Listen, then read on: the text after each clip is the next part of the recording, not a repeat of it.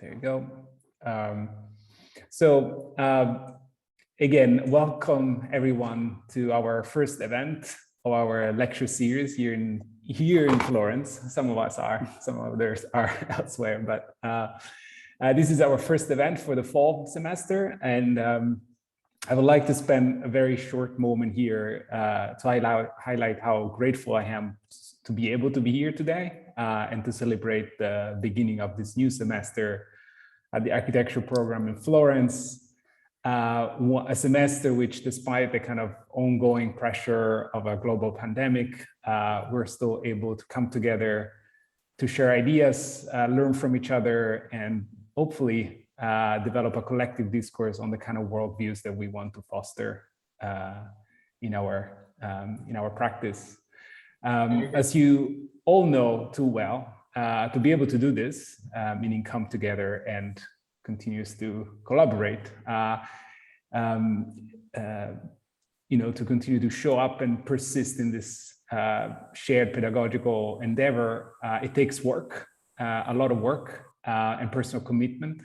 And so I'm immensely grateful for all the work and support by my colleagues and administration that both here in Florence and in main campus in Syracuse that made this semester and this ongoing series possible.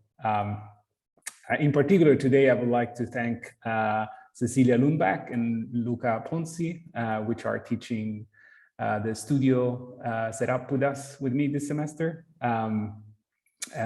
With them throughout the summer months, we have been putting together the research prompt of the program, and it's thanks to their generous contributions and collegial reflections that we are able to sort of work around the theme of the Bonifica. And so thank you very much for all of it. And today, I am very excited to be able to welcome our first guest, Heather Merrill from Hamilton College. Her research on race, place, and anti-Blackness as it plays out, especially in the Italian context. It's a fantastic way to launch our collective research on the theme of the Bonifica. I'm not going to, of course, try to wrap up the complex history and ideological and material context of the Bonifica itself here and now. But for us, the idea of the Bonifica, which the term roughly translated in English as to reclaim, as a complex history, one which highlights the sort of inextricable connections that exist between policies of land management and economic development, with cultural landscapes and social structures. So from that perspective, with our students, we're focusing on the space of the Bonifica as a site of encounters, a contested space to articulate environmental narratives of coexistence. So in light of that, I think Heather's scholarship and participatory fieldwork reflecting on Italy's colonial history and its relationship to the African diaspora is an invaluable resource for us for the conversation, and as a fantastic way to launch the semester.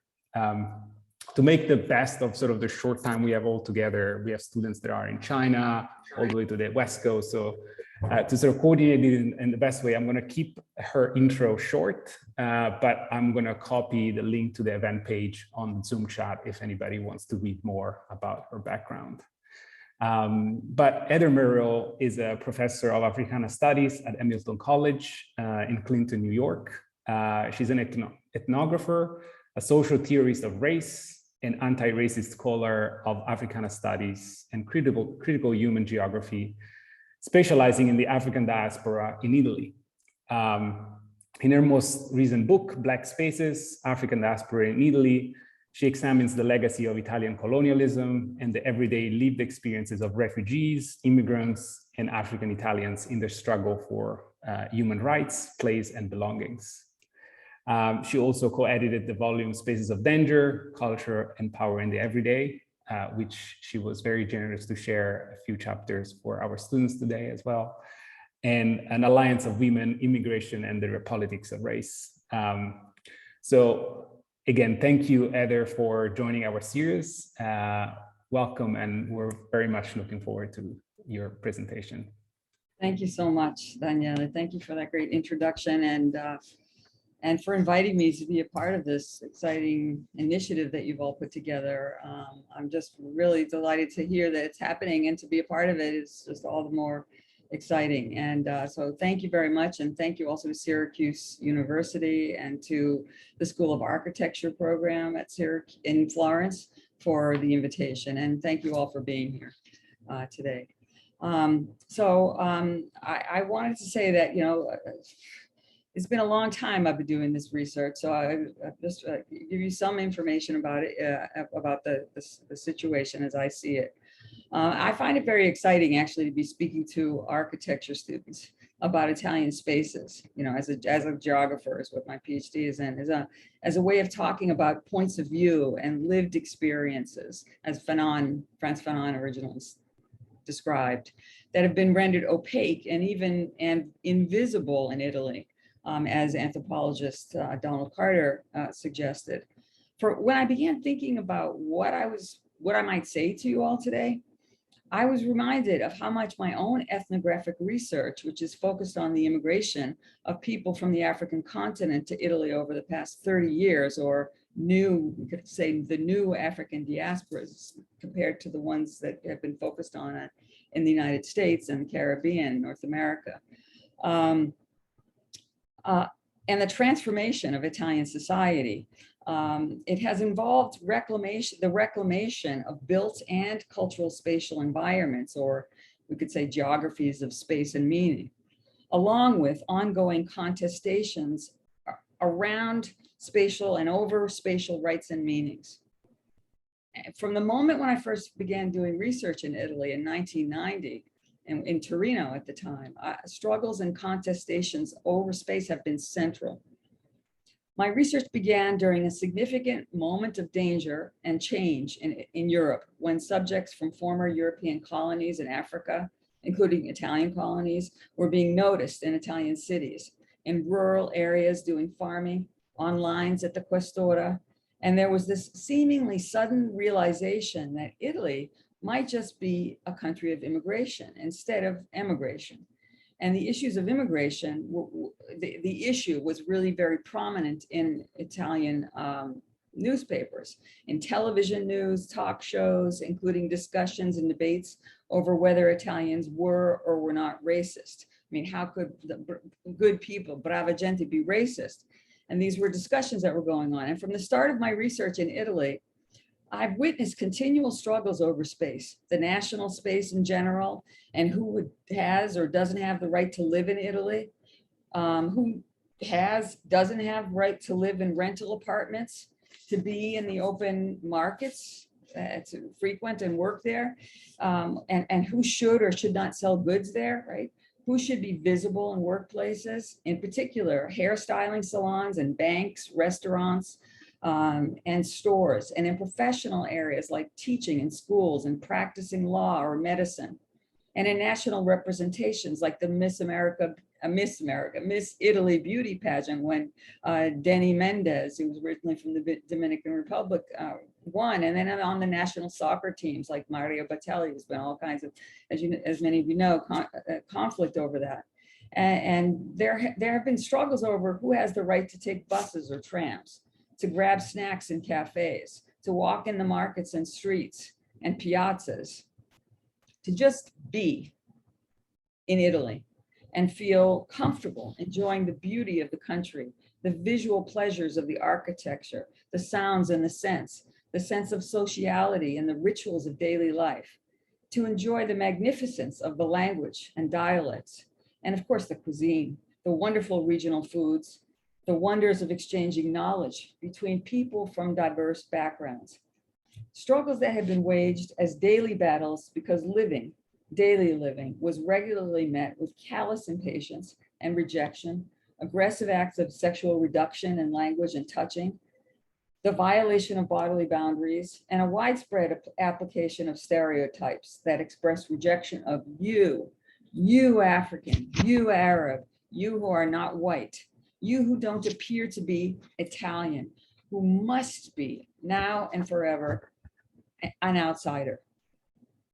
Today in the US, we refer to these types of exchanges as microaggressions, expressions that reduce people to stereotypes about Africans inherited over centuries of exploitation of lands, peoples, and resources in Africa. An Africa that expanded and continues to expand the territory of Italy in Europe, yet that is widely believed to be and legitimized as and violently enforced as unidirectional. That is, Europe can go to Africa, Europe can claim its rights to land in Africa, control over African economies, cultures, politics, religions, and labor, but it is now taken for granted by many in Europe that Africa doesn't have any business in Europe, that it must enter only illegally and be at the service of Europe. When I first started doing research in Italy, I had been studying West Africa in graduate school in anthropology for some time, having lived in Cameroon and briefly in Niger and what is now called the Democratic Republic of the Congo. And one of the things that first struck me in Italy when I was witnessing the interactions between people from African and European continents was a sense of familiarity, the deja vu, if you will, my awareness that Italians and Africans were not entirely unknown to each other, in spite of the performance of shock that many expressed upon seeing some people wearing colorful print clothing in public spaces in Italy. I had the sense that the shock was artificial, was a performance, a pretense that Dienke Hondius had called the repetition of surprise. When Italians expressed surprise that people with proximate African descent, after all, we're all descended from Africa, ultimately, we're in Italy, as if they'd never before seen or thought about Africans as part of Italian worlds. This, in spite of the long engagements Italy has had with Africa and the violent colonizations in Libya, Eritrea, Somalia, and Ethiopia. In short, I noticed the hostility and act of surprise and the expression of belief that the Africans did not belong in Italy, were out of place there, and also the strange sense of familiarity and recognition, the assertion of difference and similarity, the knowledge that we are here because you were there, because Italians had colonized parts of Africa, and Italy was part of the social formation of Europe, having had long historical interconnections with Africa through investments in the transatlantic slave trade, the spread of Christianity, colonization in the late 19th and 20th centuries, and ongoing economic and political investments. And there were words, statues, and images throughout Italy that referred to Africa and African products like cocoa and chocolate. I saw a lot of this on Italian television at the time. So spaces or geographies of the built environment are central to the study of the African diaspora in Italy. And in dialogue with your annual theme, I'm going to focus a bit of attention today on the bonifique spaces generated at the intersection of multiple geographies, histories, and social subjectivities. The spaces I will discuss involve issues of rights and belonging, interconnection and expansion, representation, and popular Italian imaginaries. We tend to think about and tend to be taught to think about and perceive the built environment in Italy as exclusively Italian, as if only white people can have a claim to the built environment, and as if only white people have ever contributed to it. But if you look closely at the images in buildings and the monuments, you will see that there are multiple human colors represented, and that many buildings were financed by the transatlantic slave trade and related trades, and that many of the monuments represent Italian fascism and the invasion of Ethiopia for the second time in 1935. There's fascist architecture, as many of you must know, all over the country. And some of the monuments were stolen from East Africa, or they represent people who stole. For instance, the monument for the historian and journalist and fascist formerly fascist, who bought a 12-year-old girl from Eritrea, Indro Montanelli, whose statue in Milan is now a point of struggle and contestation. There is, for example, a recently built in 2012 mausoleum to Rodolfo Graziani, who's nicknamed the Butcher, a military commander who ordered the murder of thousands of African people. I also recommend that you take a look at the photography of someone like, an example of Omar Victor Diop, who's of Senegalese origin, and whose photographs depict historical figures that you might not have been taught were Black, and the films and presentations of the Italian Ghanaian Fred Cuorno, who explores the rich legacy of the Africanness that is part of Italian culture and European culture. I don't think we're being just or real if we think of Italy as an enclosed monocultural space, or even as a country with diverse dialects and regional cultures that are, however, all in some way reducible to an Italianness or Europeanness that doesn't have anything to do with Africa. There's a silencing and erasing of these interrelations, the relationships between Italy and Europe and Africa, that upon closer inspection are there to see and explore. And now I'm just going to show you some images as I go on and continue to talk to you. The first is just an image from Turin, which is where I've done a great deal of my work, Torino.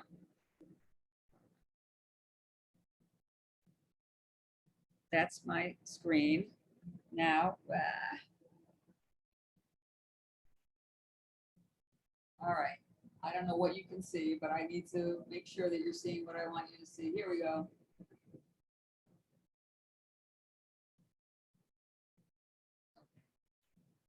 Are you there? Yes. Can you hear me? It works. Yeah, this is perfect. Thank you. Okay. Okay, so are you seeing just one slide or are you seeing all of them? Just one slide. Yeah. One. Okay. All right, wait. I want to go back. Okay. There we go. Okay. So just to give you something to look at, this is Torino, the Mole, which is now made into in a museum of cinema, fabulous cinema in Turin. Okay, so a few years back when I was in Torino developing a new project on African diasporic politics, I couldn't help but notice that there were many refugees there from Italy's former colony, Somalia. Before this time, I'd been working on African descent immigrants and African descent immigrants and citizens for decades, and had written a book about one of the country's first intercultural centers, Alma Mater, which was generated by women of African origin in alliance with local Italian feminists. Alma Mater was created in the early 1990s, a time of massive uncertainty when Italy became part of the European Union. The international economy was undergoing rapid renovation, with manufacturing moving and changing form. And this, of course, had a great deal of impact on workers, and social supports were being privatized. The gulfs between the ultra wealthy and the poor were becoming greater and greater. And this throughout the world. And when its prominent political parties, Italy's prominent political parties of the center and the left, began to collapse and be replaced by radical right or very center right and populist nationalist groups vying for domination. And when Italy became a country of immigration, with human beings traveling to Italy for a chance to thrive that was being denied them in their countries of origin, instead of a country of emigration, with Italians moving to other countries in Europe and the US because they couldn't flourish in Italy. Alma Mater is the name of the place, was built, and here's one photo of it, one image of an entrance to Alma Mater, was built in an abandoned girls' school on the urban periphery, and that the Turin municipal government gave or loaned for use to the Alma Mater Association. It was a space that women from diverse backgrounds designed as a place for a safe intercultural exchange and empowerment, as against the marginalization and reduction of African and other migrant women who were fleeing economic conditions influenced by global economic and political relations of power that again tied the fates of African countries to Europe. It was at this time when scholars began using the ideas of post-coloniality and migration, when space became a site of exploration in social sciences and humanities fields, instead of exclusively, as had been the case, time or focus on history. When ideas of progress were being questioned and criticized, and when the borders between nations seemed to collapse as transnational companies and CEOs, especially from economically powerful countries, were moving easily across space and time zones. When people, often from former colonies of Europe, were moving from work to the industrialized and colonizer areas, and scholars began exploring multiculturalism, while in politics, there was a rise in right-wing, already in the early 90s, or rise in right-wing anti-immigrant political parties and organizations that had been slowly but surely, somewhat quietly and in hidden spaces, creeping toward power and popularity. Even in the former bastions of the left, the borders between nation states at once seemed to be imploding and closing, becoming blurred and contested, and also strengthened, militarized, and expanded. To be clear, all these things began to happen, and the world seemed to be on a motor of rapid transformation, more intensely and visibly globally interconnected. Italians were questioning their cultural and political identities, asking if they were racist or not, as I said, and angry that their country, in many cases, was changing rapidly, asking why people from poor countries were there when they didn't believe there was enough for Italians themselves. And it was at this time when groups that resented the growing presence of people who might not have Italian names or who appeared to be from Africa were coalescing and claiming their rights to the territories as against the stranieri and extracomunitari, who were being treated with hostility on a daily basis, stereotyped as criminals and prostitutes, represented in the media, popular media, by political figures as not quite human because not European, and as belonging in fixed social positions as outsiders or permanent outsiders or others. So getting back to what happened when I first noticed the presence of refugees in Torino, and specifically at Alma Mater, by that time, it was around 2010. The questions of immigration and multiculturalism had continued to be intensely debated and legislated. The right-wing populist anti-immigrant parties had come to exert considerable influence in government. National borders had pretty much closed to anyone without money or white skin color and other bodily features. And even there's difficulty depending on where you come from. Bodily features or European passports. And scholars were realizing that there were immense disparities in wealth and rights between countries, regions, and countries, individual and groups of people, and that more and more large spaces and categories of people, mostly poor or from former colonies, were being treated as disposable. And in these, what has become to be called, from Agamben, zones of exception, where laws were being suspended in some ways in these places for the people that were there. So I saw a group of Somali women at Alma Mater, and I saw them in the city, and I talked with them, and I discovered that they were essentially homeless, and that other groups of refugees from Italy's former East African colonies of Somalia, Eritrea, and Ethiopia had reclaimed abandoned buildings in several parts of the city and other Italian cities. And I noticed that even though they were there and others were in detention centers that were proliferating in the country, local Italians seemed to not really notice them, ignore them, comparable to the way in American cities, homeless people tend to be ignored as if they're not there. They seemed to be invisible, and yet they were human, and I couldn't ignore them, and neither could some others. And it's actually neither could really local Italians, because the issues of immigration and multiculturalism had been hotly discussed and debated for decades. And you had these images that were still there of boatloads of people trying to get from Tunisia or Libya to Italy or Spain. They had circulated in the popular media for at least a decade, more than a decade. And I wanted to explain how it was possible that these refugees from former Italian colonies could be living, really struggling, under a lot of stress in general, in abandoned buildings in the middle of residential neighborhoods. And how could they be ignored and kind of invisible? And after doing a lot of thinking and research on this, I came up with this idea to describe them of black with a capital B and a small b spaces, to provide an entry point into this phenomenon of the modern European world in the past 500 years or so, that promotes a racialized system of social classification and system of knowledge that renders Black lives unthinkable and outside of human boundaries. And I found, when talking to some of the refugees living or trying to live in the buildings, for instance, what's called the Ex Moi near the Italy in Torino, that they were escaping unlivable that's the original Italy, by the way, and it's in Torino, those of you who don't know that, that they were escaping unlivable conditions in former Italian, British, and French colonies in Africa, and that they were surviving through their own tenacity and ingenuities, helped, if at all, by local volunteer organizations and charities. And I adopted the capital letter B for Black spaces like this as well, to suggest the experience of being aware of oneself as a human being, like others in the world, and the sense that one's being is erased in the eyes of many white Europeans. And some of the people living in the ex-Moy were anxious for the world to know something about how they were living in this place, both the inhuman conditions that they were faced with and what they'd created together in order to keep on living. They had complex subjectivities, complex identities and perspectives on the world in the context of silenced histories and the normalization of this kind of anti-immigrant scapegoating, including demonizing and criminalizing and provoking fear around issues of security in politics and the media.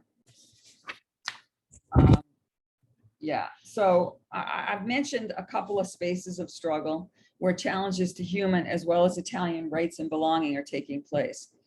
And I want to say some more about Alma Mater and the ex-Moy. Alma Mater, which you see here, opened in 1992. It was created by African-Italian and Italian feminists who together transformed an empty school building that had been used for the children of women factory workers into a place of cultural exchange, mediation, negotiation, and connection. And here's another image. Nope, that's the wrong direction.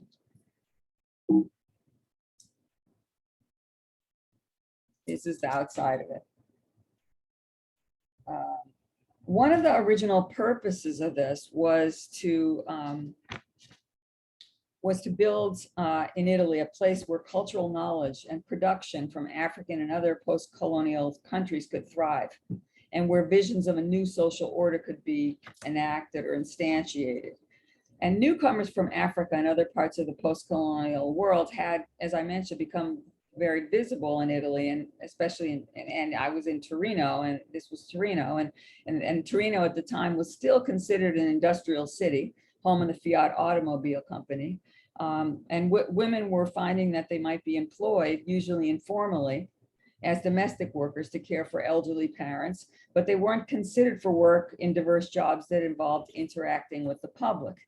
And the issue of immigration was frequently front page news, as I was saying, in the 90s, and Africans, that includes people from East, West, Central, and North Africans, were depicted as the icon of this crisis and this problem of immigration. And there was also a rapidly growing discourse, which has been common for some time in the UK and in the United States, that associated immigrants with crime and with illness, and women with prostitution. That was very peculiar to Italy, actually, is the women being associated with prostitution. African descent women talked about being approached by Italian men for prostitution in public places, and also being vulnerable to sexual assault while working in homes as domestics. The African Italian women who spearheaded the Alma Mater initiative had been living in Italy for decades and had acquired considerable knowledge of local Italian social and bureaucratic systems. For these African Italians, the presence of newcomers wasn't only interesting, but it was also energizing and affirming. They had been compelled to subsume their genealogies, their histories, for instance, in Somalia, Ethiopia, and Morocco, into a sense of Italianness, and worked vigorously but exclusively Italianness, and worked vigorously to represent and mediate for these newcomers who were also being subjected to popular and degrading stereotypes. Okay, and Alma Mater, it was intentionally built as an interethnic and women-centered place, if not yet consciously or basically conscientiously or consciously an intersectional place of people from these intersecting identities and backgrounds, and especially social positions of having to do with being racialized, with ethnic differences and class differences, and gender and sexuality. They weren't really thinking critically in that way at this time, even though many of them were feminists. But the way we talk about, we've been talking about in more recent years, it's become more widespread to talk about this, let's say, you know, in the academy and even popularly in the past 5 or 10 years. I've written about the racialized blind spots that were in this intersectional alliance between local feminist African Italians and immigrants from Africa who had not yet begun to self-identify as Black. So, but you know, after being awarded the site in Torino and gotten some funding from the municipal and provincial governments, they established a Turkish bath, which is what you saw the entrance from the other image, which came to be frequented by women with some means in Torino. They built a large kitchen for meal preparation and delivery by order, for instance, to elderly and disabled. They held ethnic dinners featuring meals from various ethnic cuisines, along with dance and musical performances as a way of cultivating knowledge and also to raise money for individuals and families. They constructed a tailor site for the many women new to Italy who did seamstress work, and they established and all kinds of commissions to do that. And they that's what they were aiming for. And they established an office for the first office of cultural mediation that did linguistic and especially cultural translation and workshops in schools, hospitals, and government bureaucracies. They created a theater group that was still producing work when I was last able to spend time in Torino in 2018. I was there in 2020, but as you all know, what happened in 2020 made I had to leave, but so I couldn't actually spend any time outside my apartment, the Airbnb. So this is an image of the Alma Teatro, the performance that I saw in 2020, one of the performances. The group's performances represent lived experiences in and across diverse social and cultural spaces to the local public. They've also traveled to perform in around Europe and other countries in Europe. And Alma Mater is an important site, I would say, of what I have called elsewhere space agency, crafted as a safe yet expansive place by and for an inter-ethnic group of women. As an intercultural site, it connects people with diverse ethnic, religious, and class backgrounds and generates relationships with women, between women from diverse backgrounds throughout Italy and the decolonizing world. It's more than just a safe space or a place of information and connection. Alma Mater is a node in a network of intercultural centers now throughout Italy and Europe that seek to recognize and value and promote intersectional presences and complexities. And this is another of their performances actually at the theater down, right near Piazza Castello in Italy, the major theater in Turin. And this was in 2018. And here you can see they were really talking about refugees. That performance was about refugees. So I'd also like to tell you a little bit more about the Ex-Moi. It's what I would call a Black space where thousands of refugees from various conflict zones of Africa, including Italy's former colonial territories, again, Somalia, in this case, not Libya, but Somalia, Eritrea, and Ethiopia, along with people from the Sudan, Nigeria, and other countries that they're struggling to survive and and ultimately thrive. And the Ex-Moi are a series of apartment buildings that were constructed to house athletes and administrative personnel. Here's an image of what I'm going to tell you. You can see for the Olympics, right? During the 2006 Winter Olympics that were held in Torino. They're situated in a residential area that once housed factory workers for Fiat and related firms. There's this walking bridge that's imaged here with Olympic rings that separate the neighborhood from a large entertainment center, including a mall with an arcade of shops, a movie theater, concert hall, hotel, grocery store, and the original Eataly.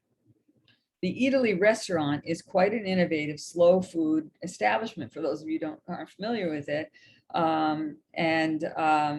Its avant-garde nature is an echo of the industrial site that was once there, the Lingotto Fiat automobile factory with a rooftop test track.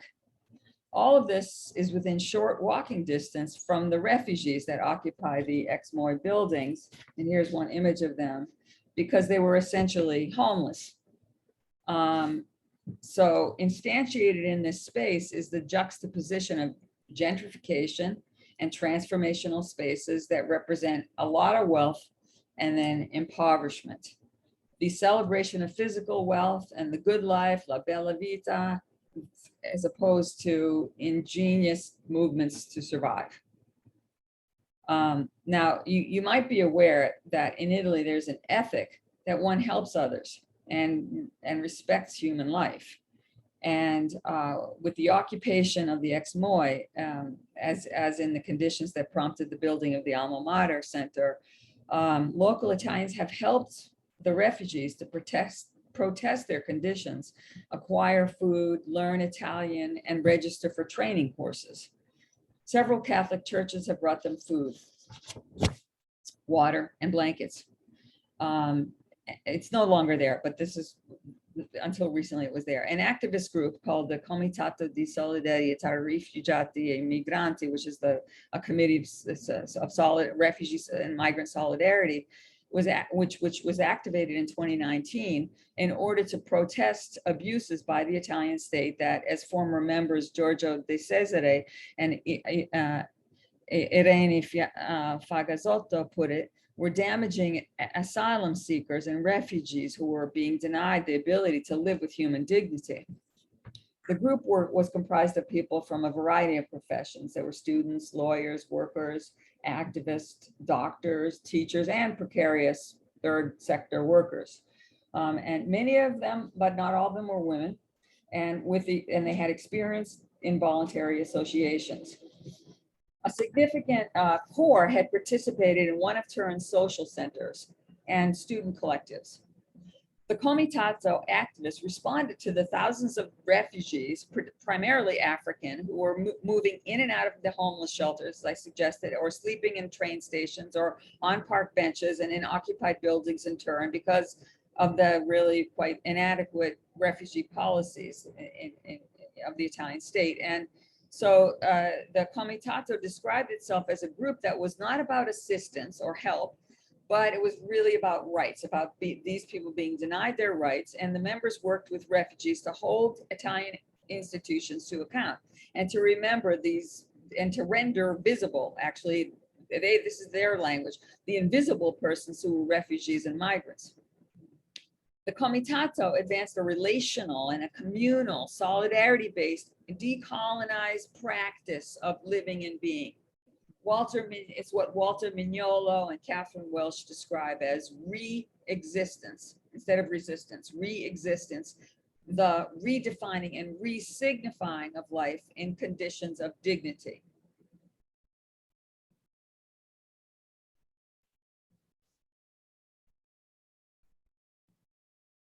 So it's important to note that in the middle of a heavy downpour of distorted, criminalizing, misrepresentations, and denial of basic human rights, there were people working in solidarity with people of African descent against this. Finally, I'd like to say something about something a little bit different here. I'm going to show you one more photo. This is inside the ex-Moy, and you can see this image that was Humanities Not for Sale. The people had done some painting on the wall. So that's it. Oh, and then I also want to show you, before I move on, just at night, another view of being from the bridge. And you can see that's facing the neighborhood and where the ex-Moy are located. And finally, just an image of taken inside of the Italy, particularly Italy. So I want to say something now about something related, but a little bit different, but about a different kind of space, representational space in popular media. For 3 decades now, the Italian news and popular television media have been partners with interest groups in disseminating, and not all of the media, of course, but a lot of it, promoting a lot of really degrading images. There have been these tropes of immigrants, with especially on the boats going across the Mediterranean. Immigrants are often represented as Africans, as culturally and socially out of place, as I suggested earlier. So without further reifying the images, I'm just going to say that they've been denigrated. And not all of them, but a lot, and it's just a constant. And in recent years, however, in Italian television, and in particular international television in connection with Netflix, there have been some interesting developments that have emerged that present African Italians or Afro-Italians as genuinely Italian and Blackness as Italian. For example, the series Nero a metà and the path-breaking Netflix series Zero, which I'll written by, and Zero, which I'll talk about, is written by Antonio Di Stefano. It's loosely based on one of his novels, Non ho mai avuto la mia età, I've never been my age, from 2018. Okay, so both of the series explore issues of anti-Blackness and belonging in Italian society. Nero a metà, which was translated for international audiences as Carlo and Malik, was created by Gianpaolo Simi, and it's a crime drama set in Rome, and it co-stars Claudio Amendola, who's very famous, well-known and regarded actor, Italian actor, and Miguel Gabo Diaz. So there they are. And Diaz is an Italian actor of Dominican origin. The series Zero, which I would call Afrofuturist, is set in Milan. Zero, here we go. It's the first Italian series with a majority Black cast.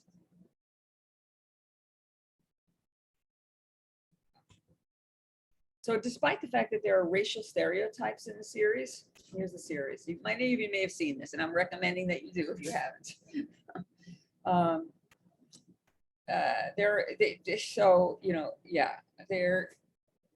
Where am I? Despite the fact that there are racial stereotypes in the series here, I'm going to actually go to this one. Nero a metà. The issue of who can and cannot belong in Italian society is really quite prominent, as well as the racist slights that African Italians endure. After a younger police officer calls out the older officer, Carlo, who is Claudio Amendola here, about his racism, calls him out on his racism. Carlo says, okay, and he accepts his new partner Malik, so much so that at one point he states that Malik is as, if not more Italian than he is. There's a love connection also in the story between Carlo's, had 2 seasons, between Carlo's daughter and Malik. But despite this, the series does follow a fairly conventional police drama format. Malik was adopted. This is what the storyline is that when he was young, very young, by an Italian woman who was engaged in the care of refugee orphans. So there's a little bit of this kind of, savior thing. And Malik seems to long for some connection to his long African past, his lost African past. At the end of the day, basically the Malik character, he's not fully developed as Italian or developed as fully Italian. And so that suggests a kind of ambivalence about the inclusion of Black men in mainstream Italian society, what I would say about that. The Netflix series Zero is in the Gataratese, I'm not even sure how to pronounce that, district outside of Milan, suburb area outside of Milan, which was built really in Milan, but just a suburb of Milan, as a low-income housing district. And it's now a predominantly immigrant and Black Italian neighborhood, which is being threatened by gentrification. The series breaks more new ground than Nero a metà. Almost all the lead characters I said, and the cast are young Black Italians, educated in Italian schools, and their principal language and cultural reference is Italian. However, and as the series title suggests, they are invisible in Italian society. That's how they feel. That's what they experience. However, okay, so Donald Carter, in his exploration of African diaspora, describes invisibility as a form of social erasure. Quote, a way of making the scene disappear in plain sight, unquote. Author Antonio Di Stefano adopts a similar rendering in his depiction of lived experience of Black youth in Italy who have trouble communicating across cultures with their own parents who were not raised in Italy, yet are, as the main character states in an opening scene, invisible in that nobody notices them or their neighborhoods, which are being gentrified. The main character, Omar, played by Giuseppe Dave Seco, who's here in the middle in the black vest, has the power to become, he discovers this, literally invisible. Omar has a passion, also about him, for drawing Japanese manga-style comic books with Black protagonists. In a telling scene, he's invited to dinner by a woman that he met while delivering pizza to the home of a wealthy family. He expects an intimate dinner, but when the door opens, he finds that the dinner is instead a party with hundreds of recognized Italians. And upon seeing him, one young man screams, "The Coke is here." As Omar makes his way through the crowd, he's thinking, Omar, the pusher, the street vendor, the thief, the waiter who serves your drinks. What's worse, to be mistaken for someone you're not, or not to be seen at all? When Omar realizes his extraordinary power of invisibility can enable him to take actions that address social justice for his friends, family, and community, he adopts the name and role of a superhero, Zero, embracing his identity. This is a story in the lexicon of Afrofuturism, I believe, envisions the shape-shifting abilities of Black Italians, the ability to transform social invisibility into strength, survival, vision, and perhaps most importantly, action. Like the Black Italians in Zero, I'm just going to end on this, having to do with the citizenship issue. And I'm talking about, immigrants, refugees, and now citizens and citizenship issues. So like the Black Italians in Zero, there are approximately 1 million African Italians whose parents don't hold Italian citizenship, so they don't have citizenship. These young people whose solidarity with each other is growing, and they're increasingly self-identifying as Black, are taking action to assert their right to have the security of being treated as equal to other Italians. And moreover, to just be in Italy. Immersed in Italian cultural history, as it is taught and celebrated in schools and circulated among peers, they are nevertheless prohibited by Italian law to even apply for citizenship until they reach the age of 18. Until then, it could take longer than this. Perhaps longer. They live in a state of limbo when their movements out of the country. They can't go out of the country without the documents. Their right and all kinds of rights are being curtailed. They've been engaged in a struggle for recognition of their Italianness and their right to European and which means that they will be European citizens. And so you should see, if you're not familiar with it, the hashtag Italiani senza cittadinanza. Many of these so-called seconda generazione, second generation, have acquired knowledge of their parents' countries of origin just secondhand through their parents. They haven't necessarily even gone to the countries of origin. Some have, but they don't really necessarily even speak their parents' languages particularly well, if at all. They assert, like the original languages, I should say, they assert, like the characters in Zero, that they really are Italian. Some of the young people who are part of the movement for citizenship rights and against anti-Black violence led the protests in piazzas around Italy following the tragic murder of George Floyd, and in solidarity with the Black Lives Matter movement, and against the anti-Black racism that they deal with constantly in Italy. Continually, let me say that. This is an image from Piazza Castello, the protests that were there in Torino, Piazza Castello in Torino. Thousands of recognized Italians joined them, as you can see here, in the public demonstrations against racism. However, many claimed upon interviews later on only to be expressing outrage at what happened to George Floyd in the United States. There remains in Italy a denial of a culturally deep and taken for granted anti-Black racism. And while the turnout in Italy after the tragic death of George Floyd seemed promising, it's not clear that Italians in general have yet understood that today they really need to fight with Black Italians for the heart of Italian society in order to shape the society of their dreams and principles, a just representational democracy, an inclusive and free society at risk of being devoured we can compare it to the United States. It's not only Italy, but we're talking about Italy, by ignorance, greed, authoritarian populism. And you can see people are fighting about this in Italy for sure. Cultural fundamentalism, the notion of closed boundaries and fears and hatred, actually.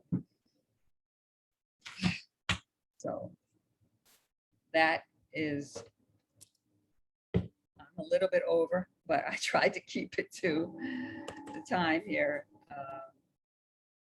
That was great, Heather. Thank you so much. You're very welcome. Yes, my pleasure. So let me try to be able to see you. So I'm not the most technologically comfortable person in the world. I'm from the 20th century. So I see you now, though. I'm okay at the moment. Okay, that's great. I'm gonna stop you sharing the screen, if that's okay. Okay. Oh yes, thank you. Oh, no worries. So you can't see all the my messy desktop. Thank you. Well, don't we all have one these days? But again, Heather, thank you. This was truly exciting and fantastic way to launch the semester. I have many questions. I'm really happy that you brought in the Zero series as well. And but before taking too much space, I wanted to maybe open up the floor to the group of students and colleagues and friends from the audience, if there are any questions.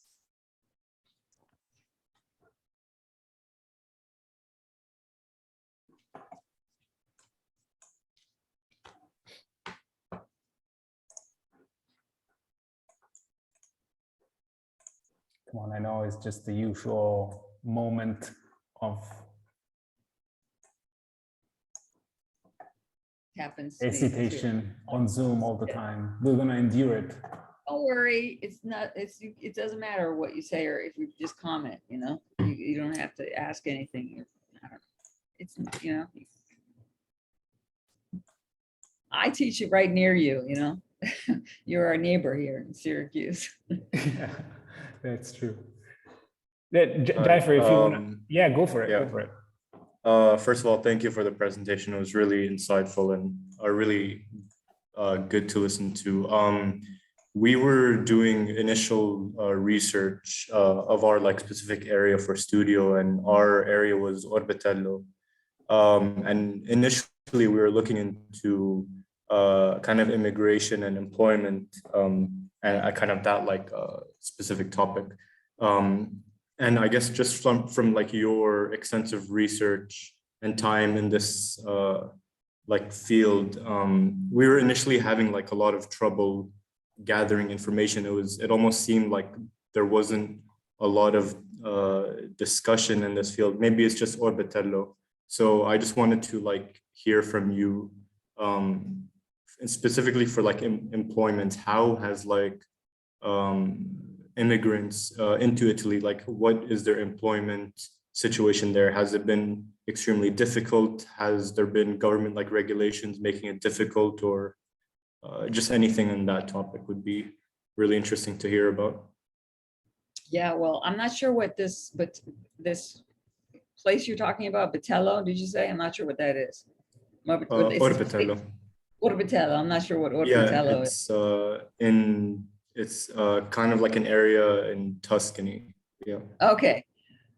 Is it rural? Is it agriculture, or is it? Yeah. No, it's fairly. It's not that large, but the area that it is in is fairly urban. Okay, so you're looking at. But it's not that large of an area. Just in general, the different kinds of work that people are doing there. Mm-hmm. Yeah. I know you're an architecture student, so I'm just wondering, trying to understand. Okay, yeah, there's a lot actually. The original research project that I was involved with back in 1990, it was through an arm of the trade union called which is a research arm of the trade unions in Turin, IRES Piemonte, and they were studying work in particular, labor in particular. And so they did their first research. This is, I don't know how useful, but they interviewed people about the kind of work that they were getting. and the work conditions. And they talked to a lot of women who at that time were having difficulties doing domestic work because of the vulnerabilities or just the hours and the treatment but talking about these experiences, a lot of people that were being hired in the factories, actually, they were still getting hired in the factories, and often doing cleaning or doing even welding, even stuff that required skills. They were being trained in their countries of origin, and then they came to Italy and they were doing this kind of work. And then this has been a big issue, actually, because the alma mater was created in part by Italian feminists, very focused on labor. I mean, Turin is a worker city. So it was where the labor unions really were extremely active, and even where the Italian Communist Party was created. And so they had won all kinds of labor rights.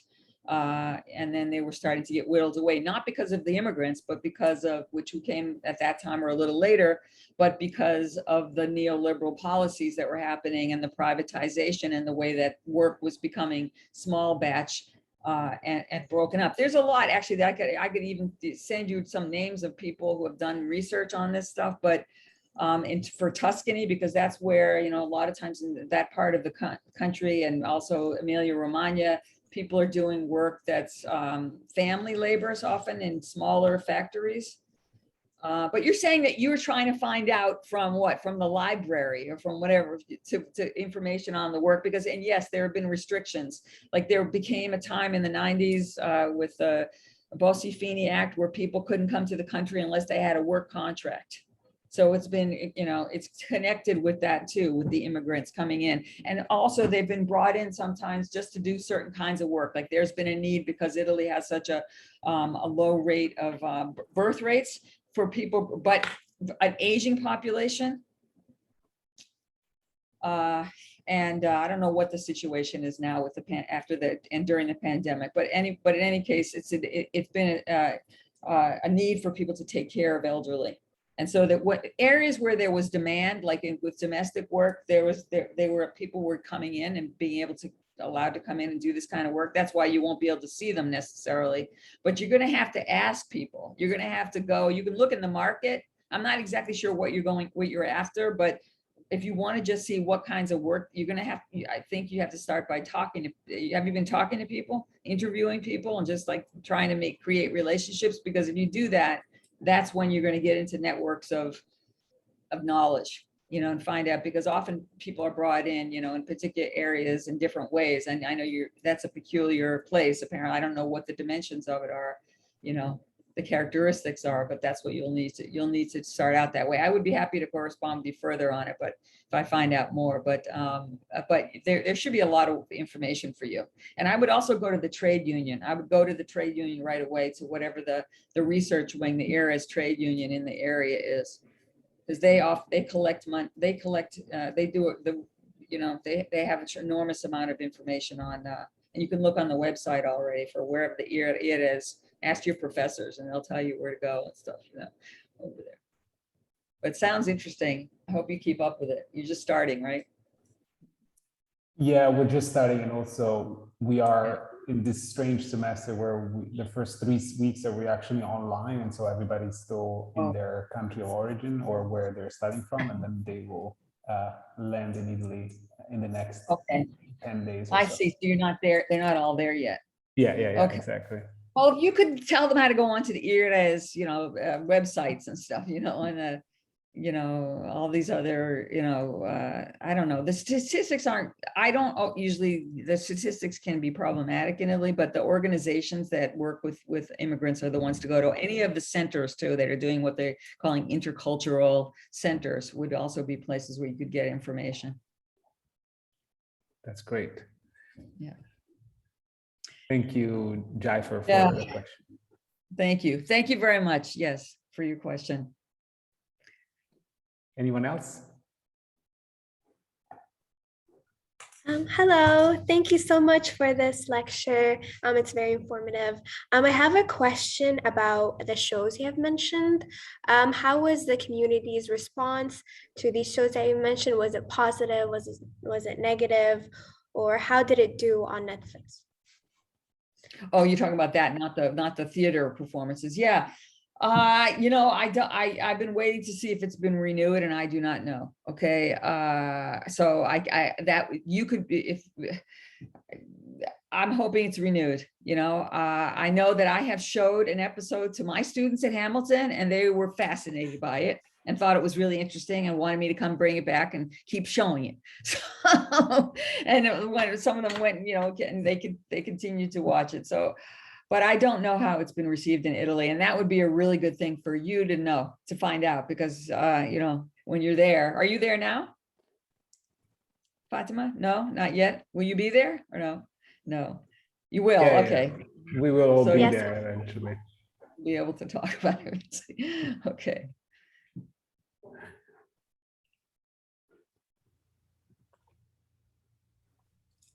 Hi, I have a question. Yeah. It's Eli. Thank you for the lecture too. I think it's also great that we're having this platform on behalf of the studio. I was just wondering about, you know, as in like America, there's like a extreme diversity and experience of Blackness based on skin tone and social class. And so I guess I was interested to understand, how does the Black experience in Italy based on social class and appearance and that cultural setting? How is it based on appearance? You're talking Yeah, about skin like tone?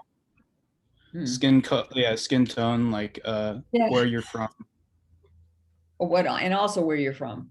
Yeah, I mean, it's really, it's interesting. I mean, you have to, it's the problem is, if you know, if you go back historically in Italy and look at some of the images around advertising, postcards, films around the era of colonialism, and after, they've been very degrading of people from Africa.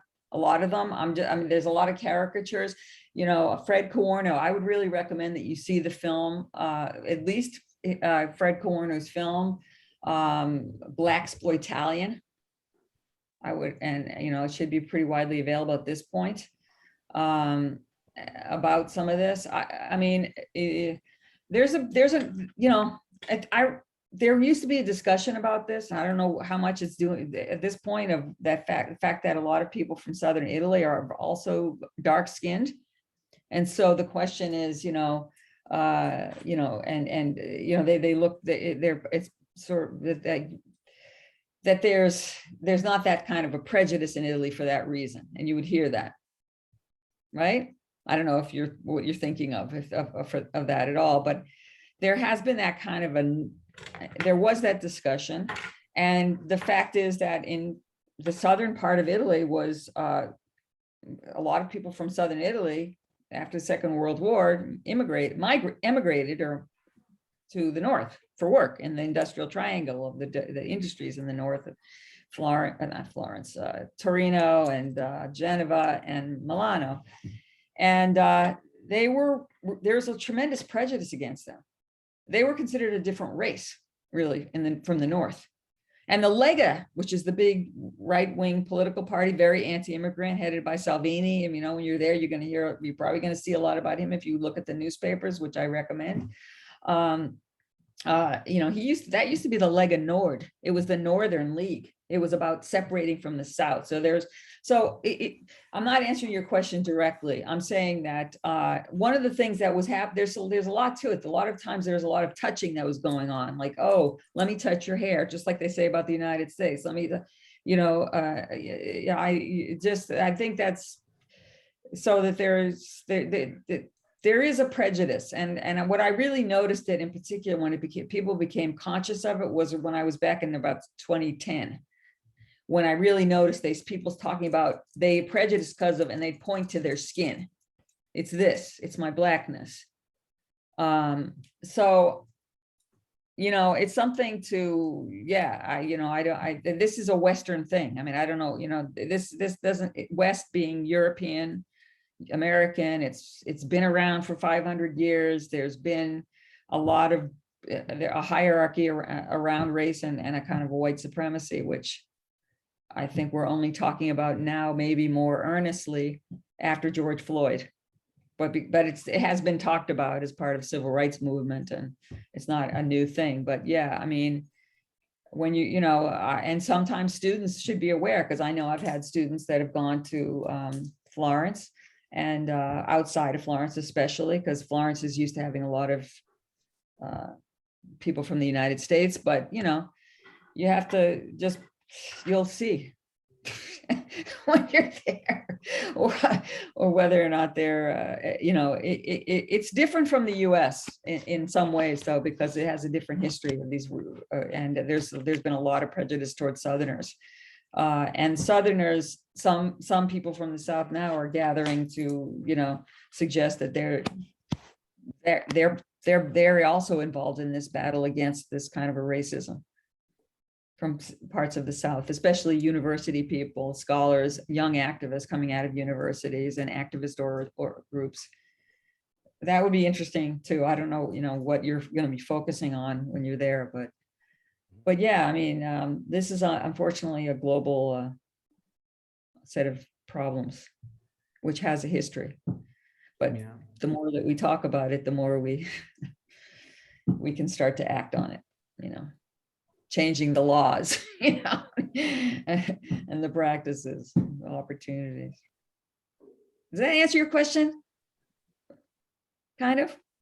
Yeah, I think so. Okay.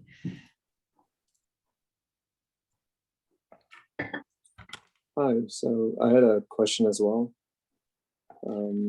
I was really fascinated by the way you described the contrast between Italy and the Olympic Village, or the ex-Olympic Village, partly because, and then you went to great lengths to describe it as such, you really emphasized the stewardship that a lot of the refugees were performing for those abandoned buildings. And at least from an architectural perspective, I found that really fascinating as this kind of both material and spatial reappropriation of something which probably would have gone unused or ignored.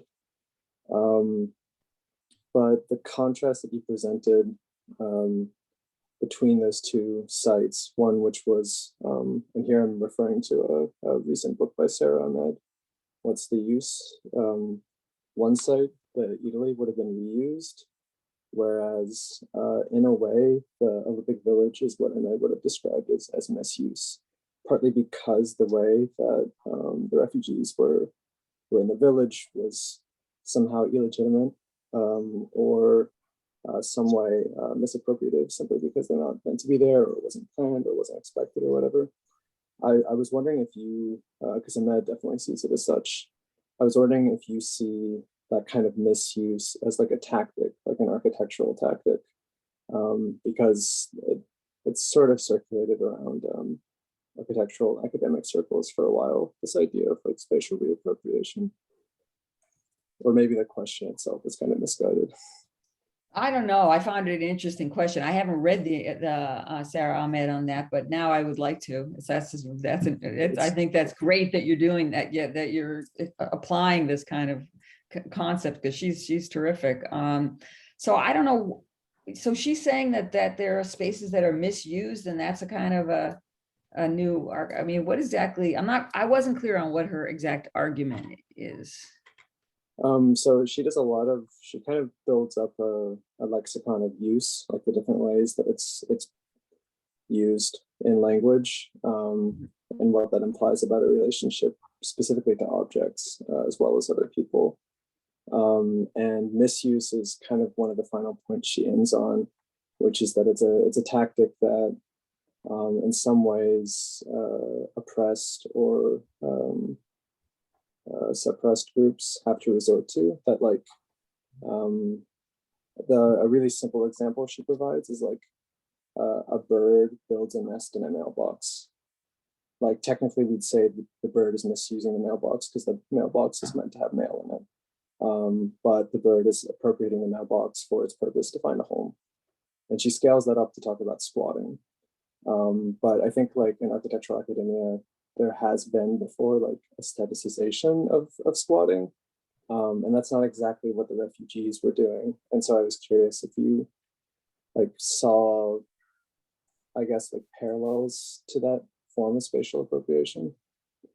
Well, it is a kind of spatial appropriation for sure. And also, I tell you that when we were invited to see the inside, because as the fellow who was actually from northern Nigeria, who was a refugee, was telling us, people need to see this. People need to see this. But part of what people needed to see was the horrible conditions because of because there was a lot of mold, because there were, it hadn't been well built, by the way. These complex had been built in a hurry for the Olympics, and so they weren't really that well made. So, but there were just too many people. But also, what he was showing us was what he had built inside with his own hands, and he kept saying, "I did this," and he built, these walls so that he would have some privacy, and with pieces that he would find, in different places, and he wanted to show how people had made this into a place which had some dignity